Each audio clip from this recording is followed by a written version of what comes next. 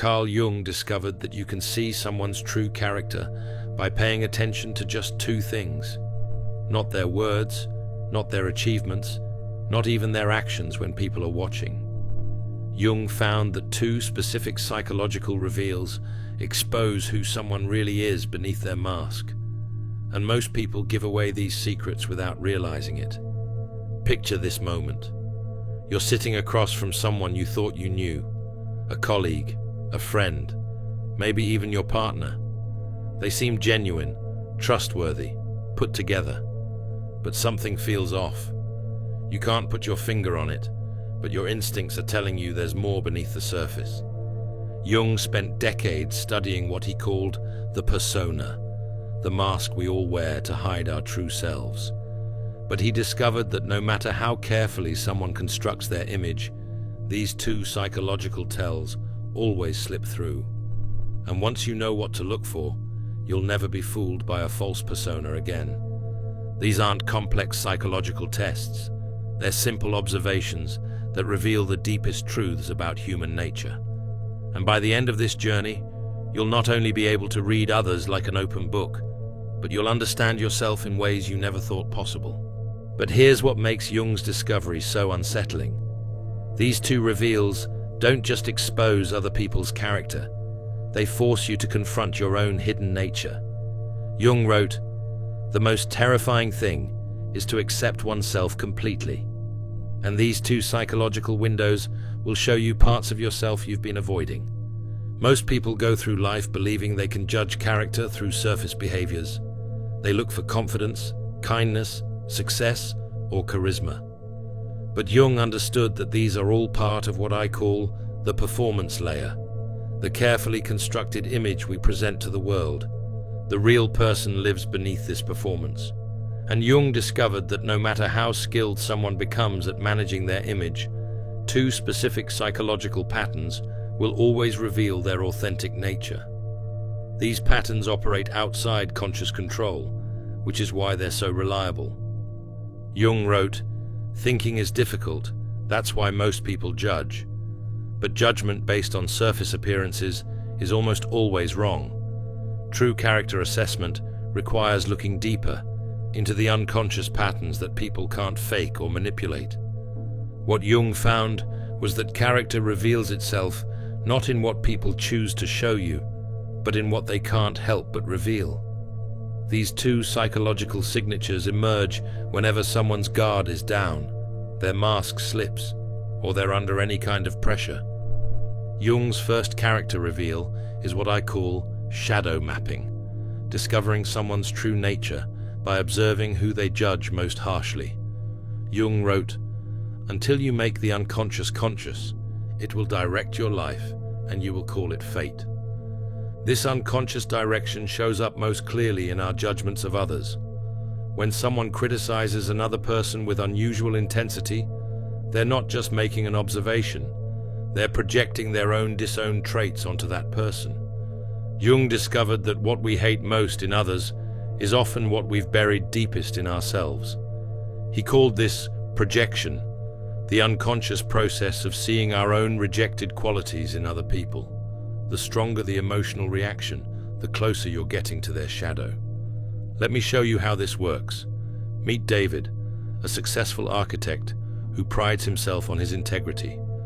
At every office meeting, David complains about his colleague Marcus, calling him fake and manipulative. David's voice gets sharp when he talks about Marcus's charm with clients.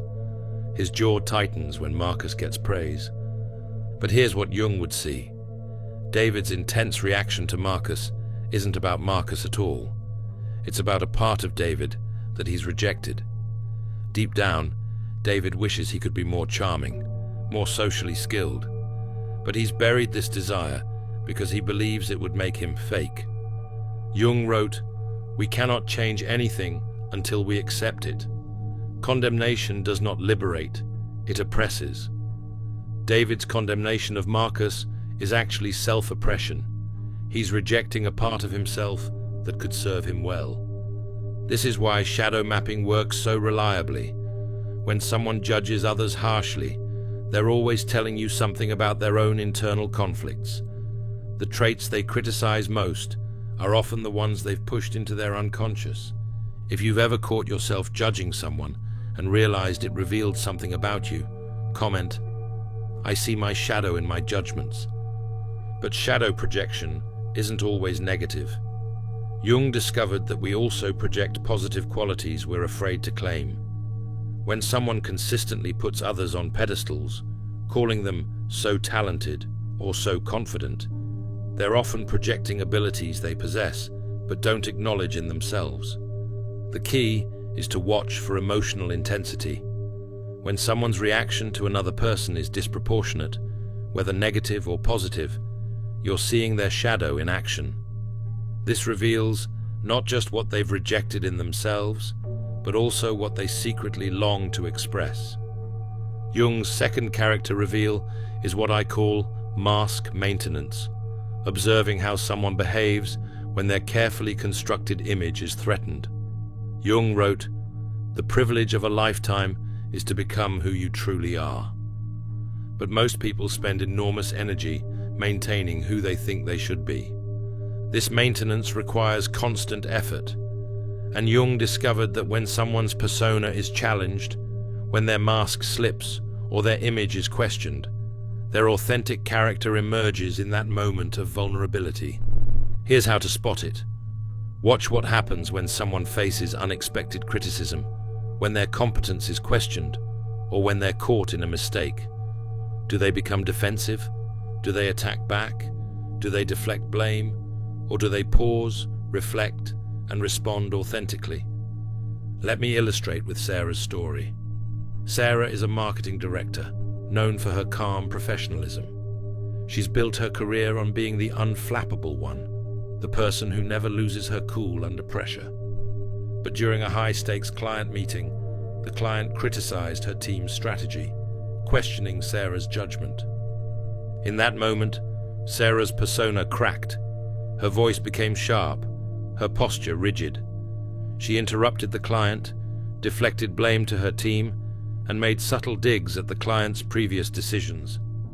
The calm professional disappeared, revealing someone defensive, insecure, and willing to sacrifice her team to protect her image.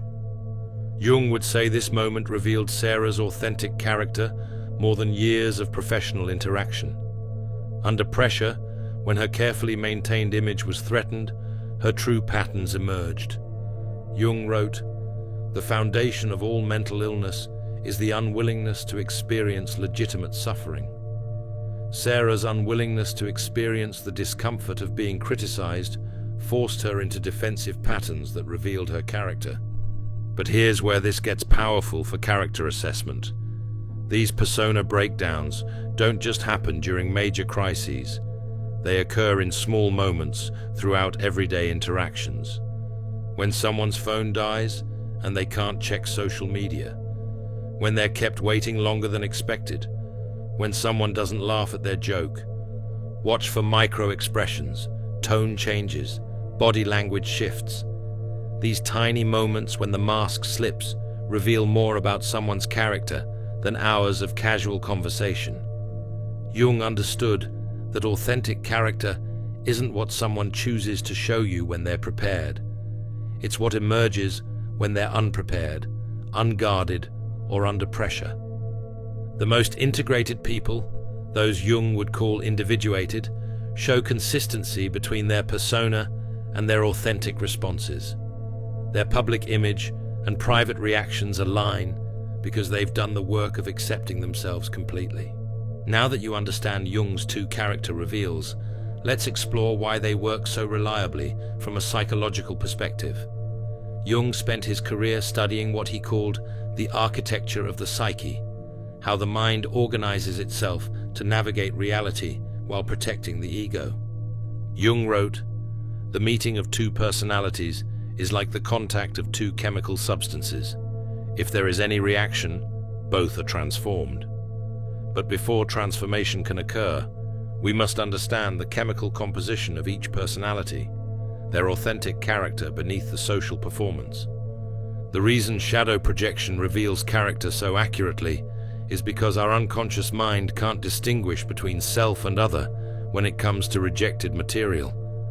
When David criticizes Marcus for being fake, his unconscious is actually trying to process his own relationship with authenticity versus social performance. Jung discovered that the unconscious operates through what I call projection mapping. It casts internal conflicts onto external people to make them visible and workable. The intensity of someone's judgment always corresponds to the intensity of their internal struggle with that particular trait. This is why people who are genuinely secure in an area rarely judge others harshly for weaknesses in that same area. Someone who's truly confident doesn't waste energy criticizing others' insecurities. Someone who's authentically successful doesn't feel threatened by others' ambitions.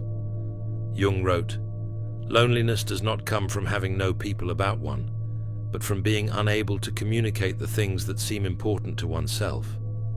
When someone consistently judges others, they're revealing their own inner loneliness, their disconnection from rejected parts of themselves.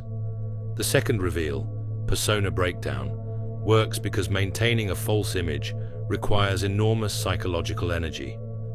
Jung called this ego maintenance, and he understood that this system becomes fragile under stress. When someone's persona is threatened, their primitive defense mechanisms activate. These defenses reveal their core psychological patterns. Do they attack, indicating underlying aggression? Do they withdraw, showing avoidance patterns?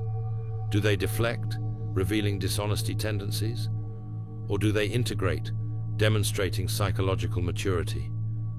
Jung wrote, "A man who has not passed through the inferno of his passions has never overcome them." The way someone handles criticism or challenge shows whether they've integrated their difficult emotions or are still controlled by them. Comment if you've noticed someone's true character emerge under pressure. Stress reveals truth. These patterns are so reliable because they operate below conscious awareness. Someone can control their words, manage their facial expressions, and carefully craft their responses when they're prepared. But when their psychological defenses are activated, authentic patterns emerge. Jung understood that character assessment isn't about catching people in lies or exposing their flaws. It's about seeing the whole person, their struggles, their defenses, their growth areas, and their authentic strengths. This understanding allows for genuine connection rather than surface-level interaction. Beyond Jung's two primary reveals, there's a third pattern that emerges when you combine them.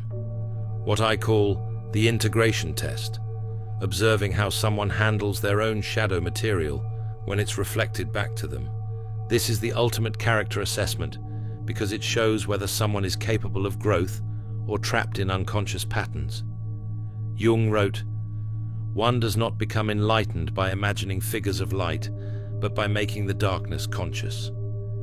Here's how the integration test works.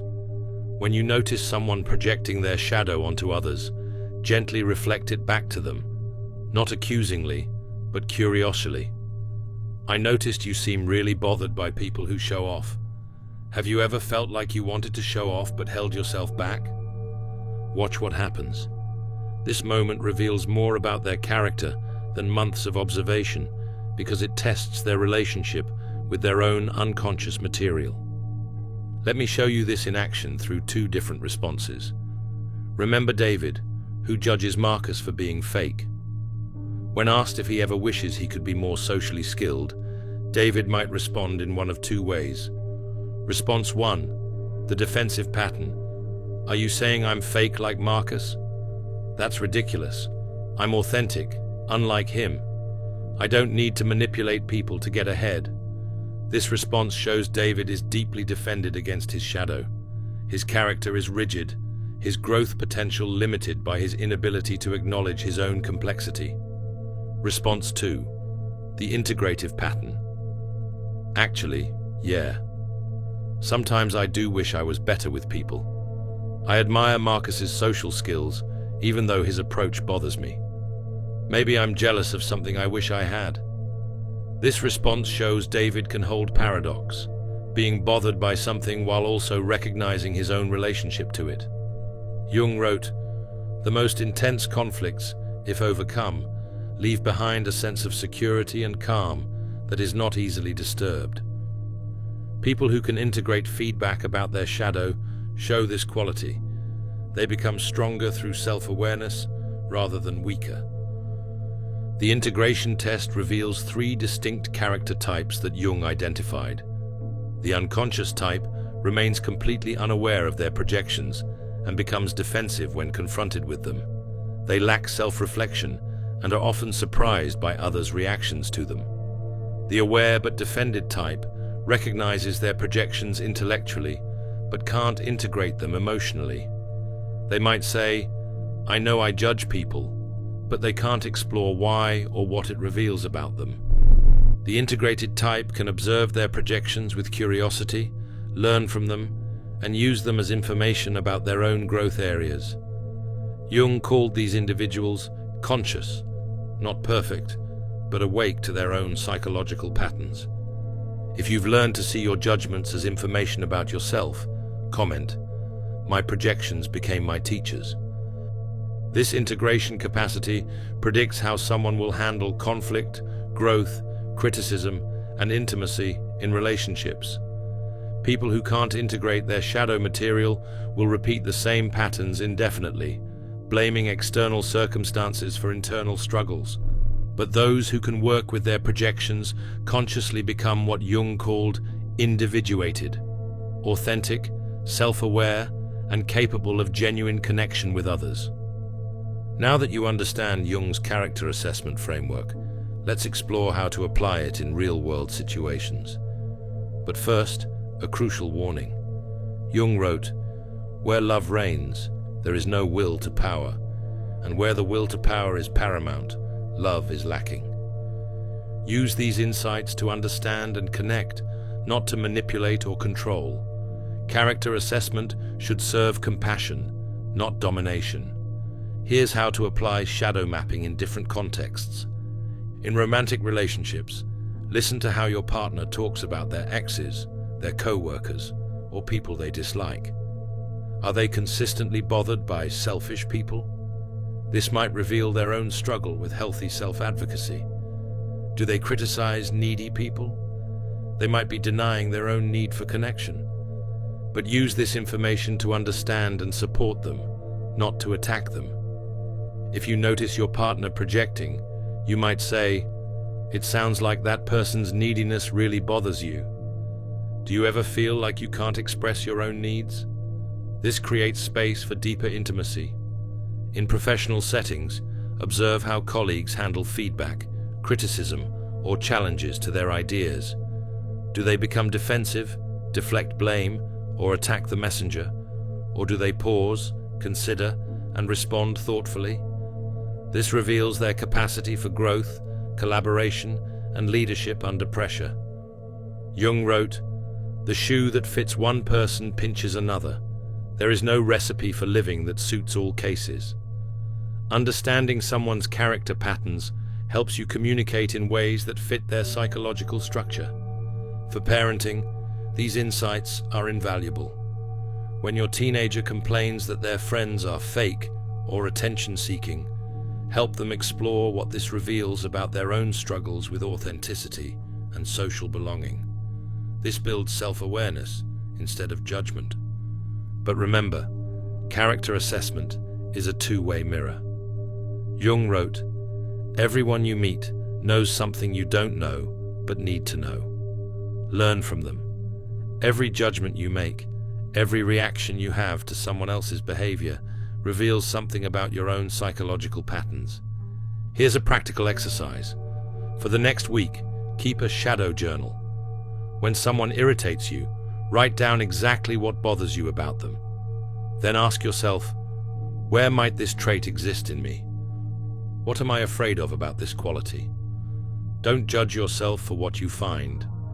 Jung wrote, "The acceptance of oneself is the essence of the whole moral problem and the epitome of a whole outlook on life." Self-acceptance isn't self-indulgence, it's the foundation of psychological health. Also, practice the integration test on yourself. When someone gives you feedback that triggers defensiveness, pause before responding. Ask yourself, what if there's truth in this? What might I learn about myself? Jung understood that character development isn't about becoming perfect. It's about becoming conscious.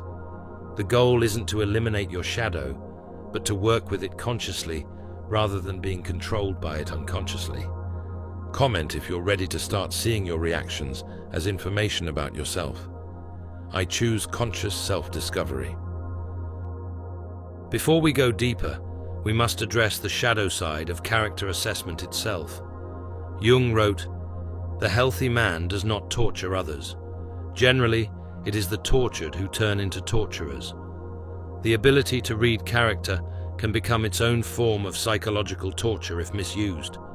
I've seen people use Jung's insights to become what I call shadow hunters, individuals who use psychological knowledge to attack others' vulnerabilities rather than understand them.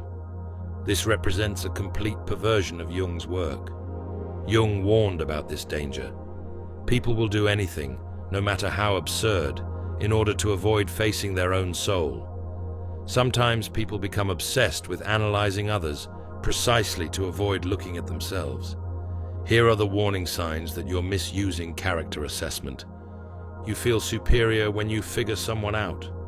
This superiority complex indicates you're using psychological insight to inflate your ego rather than build understanding. You use your observations to manipulate others. If you're leveraging someone's shadow patterns or persona weaknesses to control them, you've become what Jung would call psychologically poisonous. You become judgmental rather than curious. True character assessment should increase your compassion, not your criticism. If you find yourself becoming more judgmental, you're projecting your own shadow. You avoid examining your own patterns. If you're constantly analyzing others, but never turning the same scrutiny inward, you're using psychology as a defense against self-awareness. Jung wrote, "The greatest danger is that one may get stuck in the unconscious and never come back to reality." Sometimes people get so fascinated by psychological analysis that they lose touch with simple human connection. The antidote to these dangers is what Jung called ethical relationship to the unconscious. This means using psychological insight to serve love, understanding, and growth, not power, control, or superiority. Remember that everyone you meet is fighting battles you know nothing about. Jung wrote, "In order to know the light, we must first experience the darkness." Their shadow projections and persona defenses often represent their attempts to cope with pain, trauma, or fear. True character assessment should make you more humble, not more arrogant. When you see someone's psychological patterns clearly, you're seeing their humanity, their struggles, their defenses, their attempts to navigate a complex world with limited tools. Jung understood that we're all wounded healers, all carrying shadow material, all wearing personas to protect our vulnerable cores. The goal isn't to expose others' masks, but to create safety for authentic connection. Use these insights to build bridges, not walls. Let character understanding lead to compassion, not condemnation. The most profound aspect of Jung's character assessment framework is what I call the mirror effect. The inevitable moment when you realize that everyone you're analyzing is reflecting aspects of your own psyche back to you. Jung wrote, "Your vision will become clear only when you can look into your own heart. Who looks outside dreams. Who looks inside awakes." The ultimate purpose of reading others' character is to awaken to your own. This mirror effect operates on multiple levels. First, the people who trigger your strongest reactions are always showing you your own shadow material. If you're consistently bothered by arrogant people, examine your relationship with confidence and humility. If needy people drain you, explore your own needs and how you express them. Second, the character traits you most admire in others often represent your own undeveloped potential. Jung called this positive projection, casting your own unlived possibilities onto others. When you put someone on a pedestal for being so creative or so confident, you might be projecting qualities you possess but haven't claimed. Third, the patterns you recognize in others become visible in yourself once you know what to look for. If you become skilled at spotting others' persona breakdowns, you'll start noticing your own. If you can see others' shadow projections, you'll begin catching your own in real time. This mirror effect creates a feedback loop of self-awareness. Every person becomes a teacher. Every interaction becomes a classroom. Every judgment becomes a door to self-discovery. Let me share how this played out in my own understanding. I once worked with someone whose constant need for validation irritated me intensely. I judged them as insecure and attention-seeking. But Jung's framework forced me to examine why their behavior triggered me so strongly. The uncomfortable truth was that I had my own relationship with validation that I wasn't acknowledging. I had developed subtle ways of seeking approval that I convinced myself were different from their obvious methods. My judgment was actually self-rejection.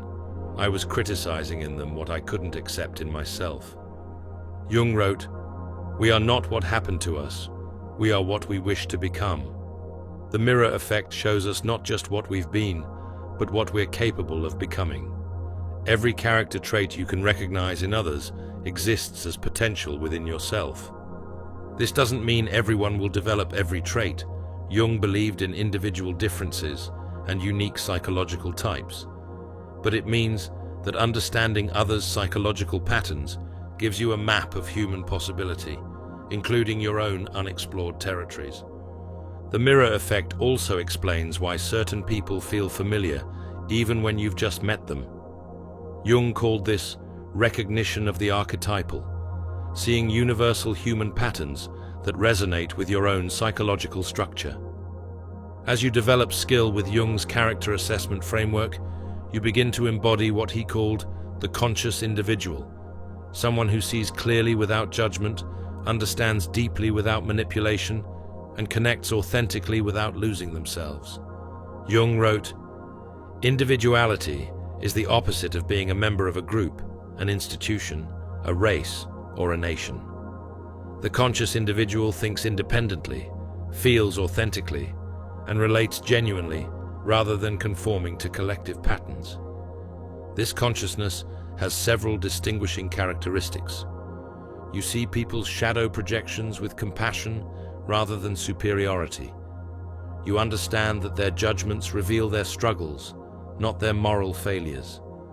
This allows you to respond to the pain beneath their projections rather than react to the projections themselves. You notice persona breakdowns without taking them personally. When someone becomes defensive or attacks under pressure, you recognize their protective mechanisms rather than their authentic intentions. This prevents you from being drawn into unconscious drama. You can hold paradox. Jung wrote, "The pendulum of the mind oscillates between sense and nonsense, not between right and wrong. You understand that people can be both kind and cruel, strong and vulnerable, authentic and offended, often simultaneously. You use character insights to build connection rather than create distance. When you see someone's psychological patterns clearly, you feel more empathy for their human struggles, not less. Most importantly, you apply the same compassionate analysis to yourself." Jung wrote, "The first half of life is devoted to forming a healthy ego. The second half is going inward and letting go of it. You see your own shadow projections and persona defenses as information, not indictments. This consciousness transforms how you move through the world. Conflicts become opportunities for understanding. Difficult people become teachers. Your own reactions become data about your internal landscape. But Jung warned that consciousness comes with a price. Loneliness does not come from having no people about one, but from being unable to communicate the things that seem important to oneself. When you see psychological patterns clearly, you may feel isolated from those still operating unconsciously. This loneliness is not permanent, but it is part of the individuation process.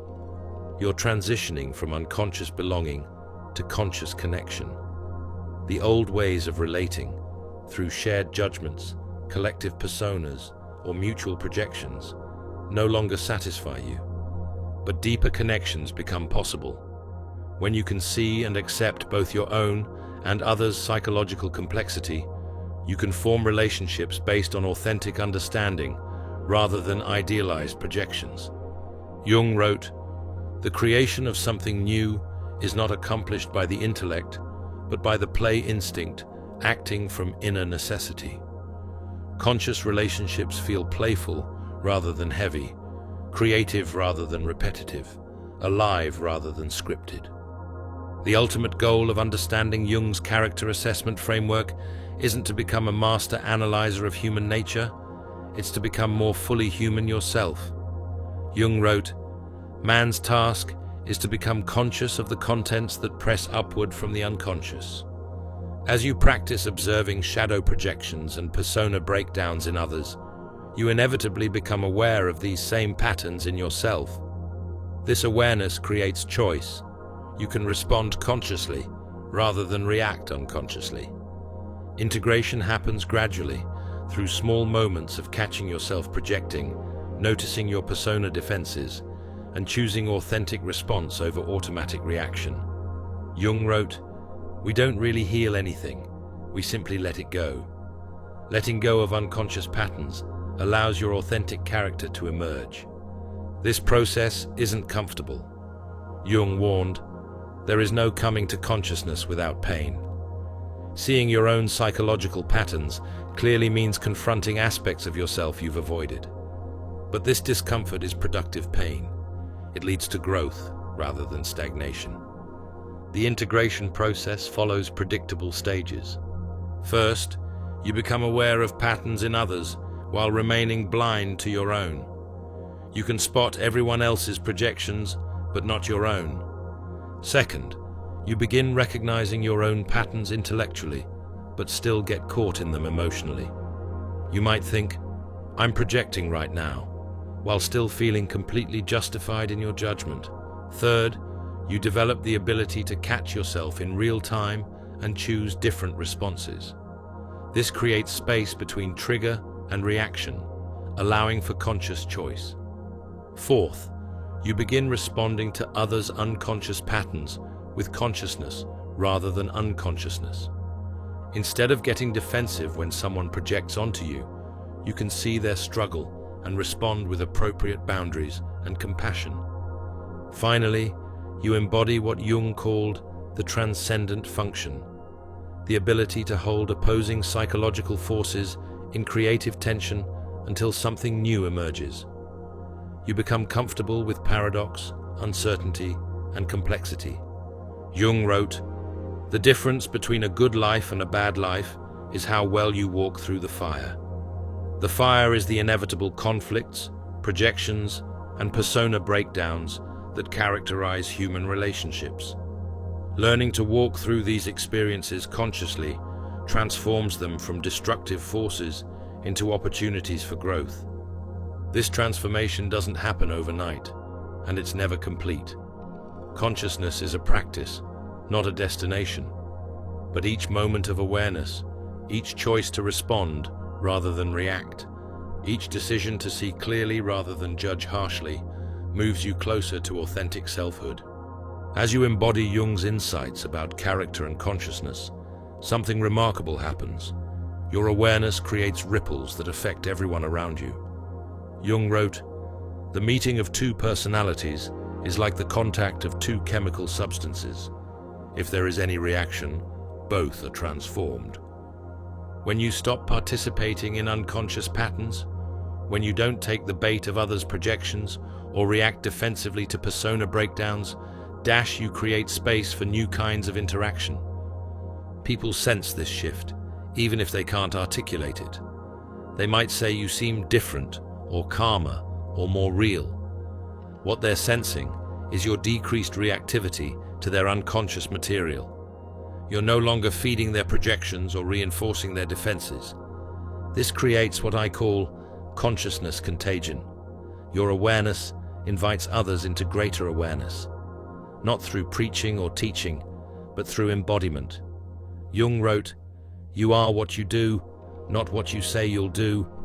Your authentic presence speaks louder than any words. Some people will resist this shift. Your refusal to participate in unconscious drama might initially frustrate those who depend on these patterns. They might escalate their projections or intensify their persona defenses, trying to pull you back into familiar dynamics. But others will be drawn to your consciousness like flowers toward light. They'll sense the possibility of more authentic connection and begin loosening their own defensive patterns. This ripple effect extends beyond individual relationships into families, workplaces, and communities. When one person stops projecting their shadow and starts owning their authentic reactions, it gives others permission to do the same. Jung believed that individual consciousness was the key to collective transformation. He wrote, "The world will ask you who you are, and if you don't know, the world will tell you. When you know who you are, including your shadow and your authentic character beneath your persona, you become immune to the world's projections. You also become a beacon for others seeking their own authenticity. Your willingness to face your shadow gives others courage to face theirs. Your ability to drop your persona masks creates safety for others to risk authenticity." This is the deeper purpose of character assessment, not to judge or manipulate others, but to understand human psychological patterns so clearly that you can respond to them consciously rather than react unconsciously. Jung's legacy wasn't his specific techniques or theories, it was his invitation to consciousness. Every person who chooses awareness over unconsciousness, authenticity over performance, and understanding over judgment contributes to the evolution of human consciousness itself. The two things Carl Jung identified that reveal someone's true character, their shadow projections and their persona breakdowns, aren't just tools for reading others. They're mirrors that reflect your own journey toward consciousness and authenticity. Jung wrote, "To be normal is the ultimate aim of the unsuccessful. But you're not here to be normal. You're here to be conscious, to see clearly, to understand deeply, and to connect authentically with the human beings around you. Every time you catch yourself judging someone harshly, you have an opportunity to explore your own shadow. Every time you notice someone's mask slipping under pressure, you can examine your own persona defenses. Every time you resist the urge to use psychological insight as a weapon, you choose consciousness over unconsciousness." Jung understood that the journey toward authentic selfhood is the most important work any individual can do, not just for themselves, but for the collective evolution of human consciousness. Your willingness to face your own shadow, to drop your own masks, to respond consciously rather than react unconsciously, creates ripples that extend far beyond your individual life. You become what Jung called a culture creator, someone who models new possibilities for human relationship and consciousness. The two reveals Jung discovered aren't the end of character assessment. They're the beginning of character development, your own character development, and your contribution to the consciousness of everyone you encounter. So watch for the projections, notice the persona breakdowns, but most importantly, turn that same clear seeing toward yourself. Because the ultimate character you're developing isn't someone else's, it's your own. If you want to explore more about how consciousness transforms relationships and personal power, check out my video on Who the Empath Becomes After, Absorbing the Narcissist's Darkness and Surviving, where we dive deeper into Jung's insights about psychological transformation and authentic selfhood. Your journey toward consciousness starts with seeing clearly, and it ends with becoming who you truly are. Thanks for watching. See you in the next dimension.